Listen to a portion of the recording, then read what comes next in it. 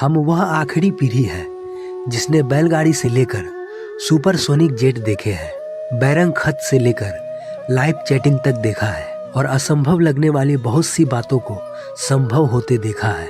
हम वो आखिरी पीढ़ी है जिन्होंने कई कई बार मिट्टी के घरों में बैठकर परियों और राजाओं की कहानियां सुनी, जमीन पर बैठकर खाना खाया। हम वो आखिरी पीढ़ी के लोग हैं जो मोहल्ले के बुजुर्गों को दूर से देखकर नुक्कड़ से भागकर घर आ जाया करते थे और समाज के बड़े बूढ़ों की इज्जत करने की हद तक करते थे। हम वो आखिरी पीढ़ी के लोग हैं जिन्होंने चिमनी, लालटेन या बल्ब की पीली रोशनी में होमवर्क किया है और चादर के अंदर छिपाकर नॉवेल पढ़े हैं। हम उसी पीढ़ी के लोग हैं जिन्होंने अपनों के लिए अपने जज्बात खतों में आदान प्रदान किए हैं और उन खतों को पहुंचने में और जवाब वापस आने में महीनों तक का इंतजार किया है।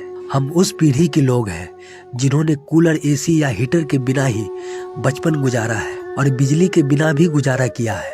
हम उस पीढ़ी के लोग हैं जो अक्सर अपने छोटे बालों में सरसों का ज्यादा तेल लगाकर स्कूल और शादियों में जाया करते थे, जिन्होंने स्याही वाली दवात या पेन से कॉपी, किताबें, कपड़े और हाथ काले नीले किए हैं। हम उस पीढ़ी के लोग हैं जिन्होंने टीचर से मार खाई और घर में शिकायत करने पर फिर मार खाई।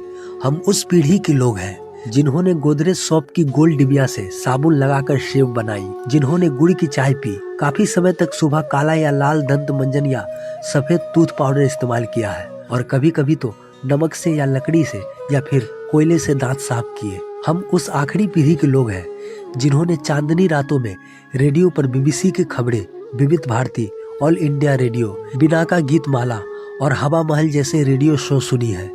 तो दोस्तों, आप लोग को यह समय अच्छा लगता है कि वह समय ठीक था? आप अपनी राय हमें कमेंट में जरूर बताएं। एक वो दौर था जब शाम होते ही हल्की भूख लगती तो ना मैगी बनती थी, ना बाजार से मोमोज और बर्गर आते थे। उस समय ना इंस्टेंट फूड का इतना चलन था, ना ही हर समय कुछ नया खाने की जिद होती थी। जब भी भूख लगती, माँ कटोरदान से रोटी निकालती और सरसों के तेल में नमक मिलाकर चुपड़कर हमारे हाथ में पकड़ा देती। वो रोटी हमें इतनी स्वादिष्ट लगती थी कि हम उसे गोल गोल घुमा घुमा कर मजे से खाते, कभी आंगन में टहलते हुए तो कभी छत पर बैठकर। घर में रोटी सिर्फ 2 बार बनती थी, लेकिन माँ हमेशा ढेर सारी रोटियां बनाकर रख देती थी ताकि जब भी किसी को भूख लगे तुरंत कुछ खिलाया जा सके। इन रोटियों का स्वाद बदल बदल कर दिया जाता था, कभी ताजा मक्खन चुपड़कर, कभी देसी घी लगाकर, कभी चीनी रोटी बनाकर तो कभी घी गुड़ रोटी बनाकर। माँ को यह बखूबी पता होता था कि किस समय क्या खिलाने से बच्चे खुश हो जाएंगे। हमारे लिए ये साधारण चीजें किसी स्वादिष्ट व्यंजन से कम नहीं होती थी। अगर घर में लैया गुड़ होता तो माँ हमें वही खाने को दे देती। कभी कभी चूड़ा बनाकर उसमें दूध या गुड़ मिलाकर दिया जाता, जो ठंड के दिनों में और भी लाजवाब लगता। वो हर छोटी भूख को इसी तरह शांत कर देती थी जब तक कि रात का खाना या दोपहर का भोजन तैयार ना हो जाए। और जब माँ का मूड बहुत अच्छा होता या कोई खुशी का मौका होता तो वो गेहूं और चना उबालकर घुड़घुड़ी बना देती। उस पर देसी मसाले डालने के बाद उसका स्वाद ऐसा होता कि हम चटकारे लेकर खाते। लेकिन असली मजा तब आता जब माँ सिलबट्टे पर लहसुन, हरी मिर्च और धनिया के साथ तीखा चटपटा नमक पीसती।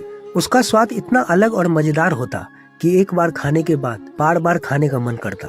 आज समय बदल गया है, अब हर जगह मोमोज, बर्गर और मैगी ने अपनी जगह बना ली है। बच्चे अब इन देसी स्वादों से दूर होते जा रहे हैं।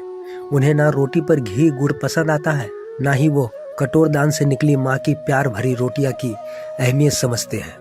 बाजार के चमकते दमकते खाने के सामने घर की बनी चीजों का महत्व कम हो गया है। पुराने जमाने की यादें और माँ के हाथों का प्यार, क्या आपके घर में भी ऐसा कुछ होता था? अगर हाँ, तो हमें भी बताएं।